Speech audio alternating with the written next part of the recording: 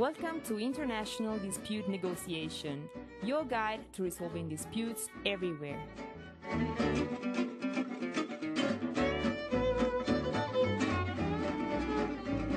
This is Mike McElrath, and this podcast is about different ways of accepting and managing the risks of dispute resolution, presenting them through the eyes of experts from different countries and backgrounds.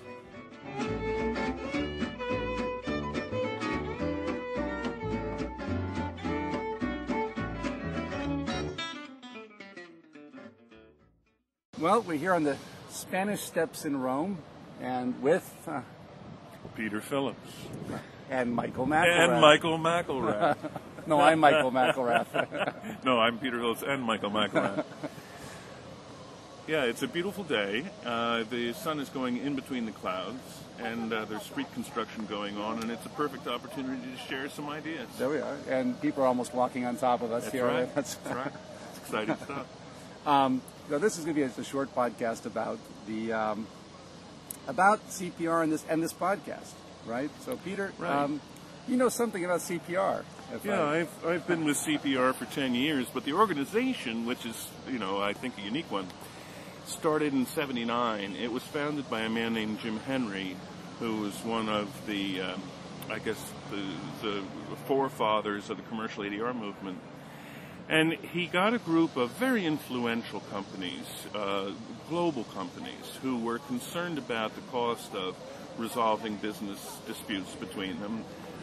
Always worked together, wanted to work together some more. And how do you manage problems that occur between companies in a way that doesn't involve lawyers, and doesn't involve courts, it doesn't involve judges?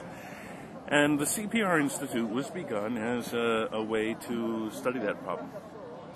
And to this day, we still find more and more things to study, more opportunities to make corporate friends, and more opportunities to contribute to the way people do business. Right, and it's important to point out it's a nonprofit.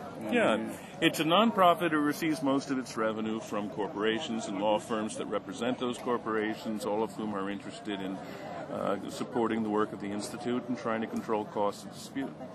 Our mission, I guess you would say, is to try to be the most articulate spearhead and vanguard for the most innovative ways for business to develop. Or I would say I was going to think of CPR more as not just helping people keep abreast of the cutting edge, but actually moving the creating it, moving the cutting edge forward in dispute resolution. Our products are tools, procedures, protocols, studies, DVDs, any method that people can learn a better way of doing things, and to be a clearinghouse for those ideas, which frankly gets us into the podcast. There you go. Right. Well, but before we get there, it is okay for you to say that people should join CPR if they're not already members. Well, corporations and law firms certainly should join CPR if they're not already members. One wonders why they're not. Most of our membership are Fortune 200 and AmLaw 100 corporations, although we also include a very substantial group of European and Asian and other companies and law firms, and we welcome them all. And you are very active internationally. Well, in fact, you're here in Rome today. So. That's right. We were invited to take part in a conference of companies and ADR organizations, mediators, and academics to discuss the growth of ADR around the Mediterranean, and particularly the southern Mediterranean. And a guy by the name of Giuseppe De Paolo, who runs the ADR Center here in Rome, has been instrumental in that work, and we were very honored to take part and contribute what we could based on our company's experience in those areas. Okay. Now you can talk about the podcast. Well, the podcast is just another medium or another opportunity to do exactly that. The attractive thing about the podcast, of course, is its accessibility, its informality, its spontaneity. But the core of it is straight down the line of what the CPR Institute always does.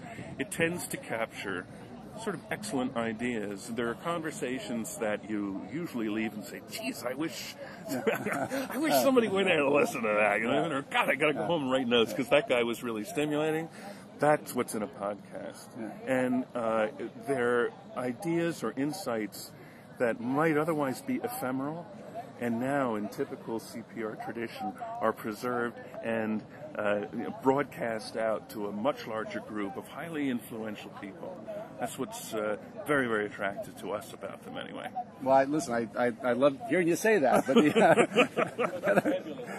another part of I think that one of the things that's fun about doing these podcasts is that they're very informal. That the people that we've been talking to are, it's not prepared. It's just conversation. It's the type of conversation that I have, right. going around and being involved in disputes all over the place, whether as counsel or just trying to help the party, right. being the party. You always walk away saying, this is really where the real information That's is. Exactly this is really right. where the real, and I wish I could share this with other people. Yeah, something that somebody has thought out and written down. I guess you could have an actor read in a book tape or something like that. This is a whole different way of generating ideas. You get bright people who are committed, seriously committed to this topic, to talk about their insights in it, and you find that listening to it is exactly the right way to get that information. If you want to read something that's been outlined and fleshed out and edited, well, that's a different kind of idea. A podcast sometimes can be sharper, more bubbly, and to some degree even more effective. And one of the things that we're going to try and do is to try also keep it moving around in terms of who the people are that we'll be talking to. Not just, internationally, going from, today we're in Rome, but, and tomorrow it might be somebody in London or the U.S. or some other place, but to also move around in terms of who are the people that we're talking to. For example, practitioners, the lawyers, the arbitrators, the mediators who telling us how they actually resolve the disputes, or in my area too, also how they accepting risk. One of the big things, the big challenges for companies that grow internationally as you become more local in different places is understanding how can you accept risk. When is it? When should you walk away? Right. People use this term deal breaker. And the more you become comfortable with doing business and taking on the risk of, in particular, dispute resolution, I think the more you can decide that maybe what was yesterday's deal breaker is actually today's preferred dispute resolution clause. That's right. Again, since our experience has always started with the corporate end user and the professionals, the attorneys who are charged with managing those end users' disputes, that's always the place where I start to think about disputes, the people who are engaged in it. But there are lots of people who can add value and lots of people whose experience can really be brought in on that. And it's the main reason